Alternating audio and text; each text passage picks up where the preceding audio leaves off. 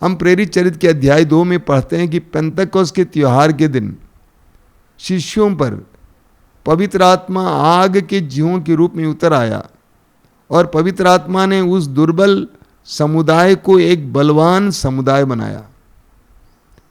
प्रभु यीशु ने कहा प्रेरित चरित्र के अध्याय 1 वाक्य 8 में, जब पवित्र आत्मा तुम पर उतरेगा तो तुम्हें सामर्थ्य मिलेगा और तुम यरूशलेम, यहूदिया, समारिया और संसार के अंतिम छोर तक मेरे शिष्य बनोगे। प्रभु ने कहा कि जब पवित्र आत्मा तुम पर उतरेगा तो तुम्हें सामर्थ्य मिलेगा। पवित्र आत्मा हमें सामर्थ्य प्रदान करता है। हम जानते हैं कि प्रभु यीशु के शिष्य किस प्रकार के लोग थे। तुच्छ थे, समाज की दृष्टि में नगण्य थे, उनके अंदर कोई विशेष सामर्थ्य नहीं था, दुर्बल थे। जब यीशु पकड़े गए थे सभी भाग गए थे, भटक गए थे। यीशु के साथ खड़े होने के लिए किसी के अंदर हिम्मत नहीं थी, लेकिन उन्हीं दुर्बल लोगों को प्रभु यीशु ने पवित्र आत्मा के सामर्थ्य के द्वारा एक बलवान सेना के रूप में खड़ा कर दिया। हम पढ़ेंगे लूकस के सुसमाचार के अध्याय 24 वाक्य 49 में प्रभु यीशु कहते हैं अपने शिष्यों से कि तुम तब तक शहर में बने रहना जब तक तुम्हें ऊपर की शक्ति से संपन्न ना हो जाओगे। जब तक तुम ऊपर की शक्ति से संपन्न ना हो जाओ तुम शहर में बने रहना। ये ऊपर की शक्ति क्या है?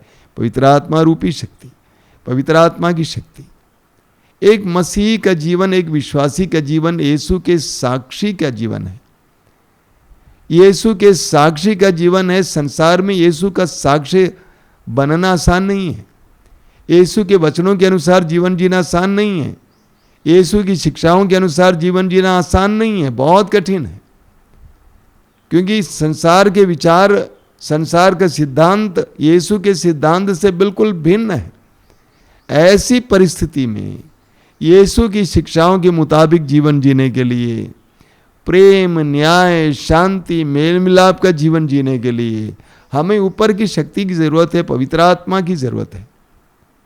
प्रभु यीशु के शिष्य जो दुर्बल थे, नगण्य थे, पवित्र आत्मा के सामर्थ्य के द्वारा एक सशक्त सेना जैसे खड़ी हो गए।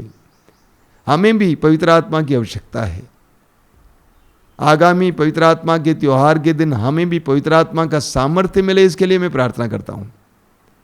हमें निरंतर पवित्र आत्मा से प्रार्थना करने की जरूरत है कि पवित्र आत्मा मुझे अपना सामर्थ्य दे, मुझे अपने अधिकार में ले, मेरी दुर्बलताओं को दूर करके मेरे अंदर अपना सामर्थ्य उंडेल दे। इसके लिए हमें प्रार्थना करने की जरूरत है।